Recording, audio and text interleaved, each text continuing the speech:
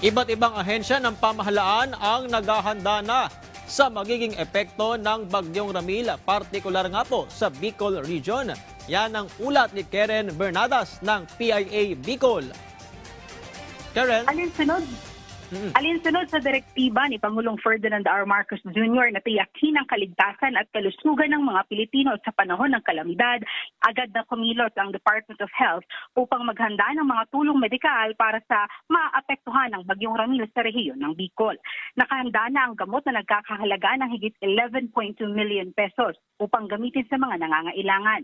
Mayroon ding mga health commodities tulad ng first aid kits, tents at breastfeeding kits na ipapamahagi sa mga apektadong lugar.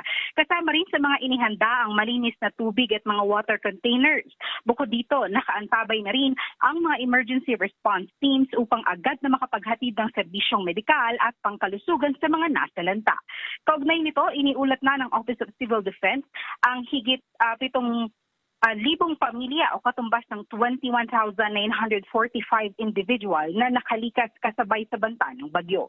Bago pa man ang paglandfall ng Bagyong Ramil sa Gubat, Sorsogon kaninang 4:10 ng hapon, base sa ulit ng Pag-asa, kansilado na mga klase sa lahat ng antas, pribado o pampubliko man sa lalawigan. Nitong Biyernes, naitala ng Philippine Ports Authority Bicol ang 67 stranded na pasahero, 76 sasakyan naman na stranded din sa Matnog, 152 stranded passengers at 28 stranded trucks sa Castilla, Sorsogon.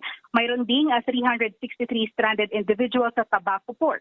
Siniguro rin ng Department of Information and Communications Technology Bicol ang backup na generators at power stations sa mga electric co-ops sa Sorsogon at iba pang lalawigan sa Bicol upang mayroong kuryente sakaling magkaroon ng shutdown. Mula sa PIA Bicol, Karen Bernadas nag-uulat para sa Integrated State Media.